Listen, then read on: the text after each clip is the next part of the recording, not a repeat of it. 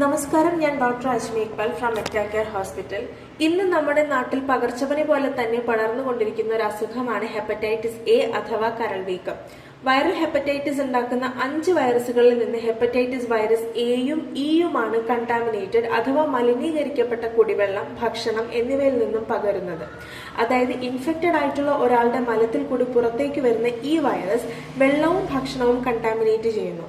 കൂടുതലായി food hygiene നിലനിർത്താത്ത സ്ഥലങ്ങളിലാണ് hepatitis A കണ്ടുവരുന്നത്. നമ്മുടെ ഇപ്പോഴത്തെ ഫാസ്റ്റ് ലൈഫ് അതിനൊരു കാരണമാവുകയും ചെയ്യുന്നു. ഹെപ്പറ്റൈറ്റിസ് എ വൈറസ് ശരീരത്തിൽ പ്രവേശിച്ചു കഴിഞ്ഞാൽ ഏകദേശം 10 മുതൽ 25 ദിവസം വരെയാണ് ഇൻക്യുബേഷൻ പീരീഡ് അഥവാ രോഗലക്ഷണങ്ങൾ കാണിക്കുവാൻ എടുക്കുന്ന സമയം. ഹെപ്പറ്റൈറ്റിസ് എ ബാധിക്കപ്പെട്ട എല്ലാവർക്കും ലക്ഷണങ്ങൾ കാണിക്കണമെന്നില്ല. അസിംപ്റ്റമാറ്റിക് ആയി ബ്ലഡ് ടെസ്റ്റിൽ മാത്രം പോസിറ്റീവ് കാണിക്കുന്ന കേസുകളും ഉണ്ട്. സാധാരണഗതിയിൽ വളരെ കഠിനമായ ക്ഷീണം, ഛർദിൽ, പനി, വിശപ്പില്ലായ്മ, ശരീരവേദന എന്നീ ലക്ഷണങ്ങളോടെയാണ് ഹെപ്പറ്റൈറ്റിസ് എ തുടങ്ങുന്നത്. ഇതിനെ പ്രോഡ്രോമൽ ഫേസ് എന്ന് പറയുന്നു. ശേഷം കണ്ണുകളിലും നഖത്തിലും മൂത്രത്തിലുമൊക്കെ മഞ്ഞനിറം ഉണ്ടാകുന്നു. ഇതിനെ ഇക്ടറൽ ഫേസ് എന്ന് പറയുന്നു. ശരീരത്തിലെ ബിലിറൂബിന്റെ ലെവൽ 2ൽ കൂടുതലുണ്ടെങ്കിൽ, അല്ലെങ്കിൽ ഹെപ്പറ്റൈറ്റിസ് എ ആന്റിജൻ പോസിറ്റീവ് ആണെങ്കിൽ, അല്ലെങ്കിൽ SGOT, SGPT ലെവൽ കൂടുതലാണെങ്കിലും കരൾ വീക്കം ഉണ്ടെന്ന് നമുക്ക് മനസ്സിലാക്കാം.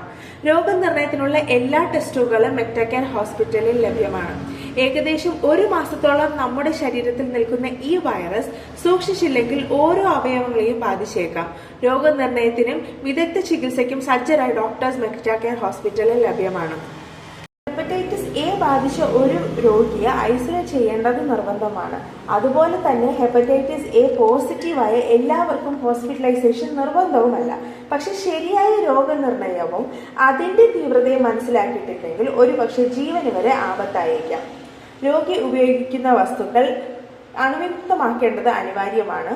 രോഗി ലഘുവായ ഭക്ഷണം കഴിക്കുവാനും ശ്രദ്ധിക്കണം. കരിക്കിൻ വെള്ളം, കഞ്ഞിവെള്ളം എന്നിവ ഉപയോഗിക്കുന്നത് പോലെ തന്നെ ധാരാളം വെള്ളവും വിശ്രമവും അത്യാവശ്യമാണ്. ഹെപ്പറ്റൈറ്റിസ് എ പ്രതിരോധിക്കാൻ ഹൈജീൻ വളരെ പ്രധാനമാണ്. കൈ കഴുകൽ, നന്നായി പാകം ചെയ്ത ഭക്ഷണം കഴിക്കൽ, തിളപ്പിച്ചാറിയ വെള്ളം കുടിക്കുവാൻ ഇതെല്ലാം ശ്രദ്ധിക്കേണ്ടതുണ്ട്.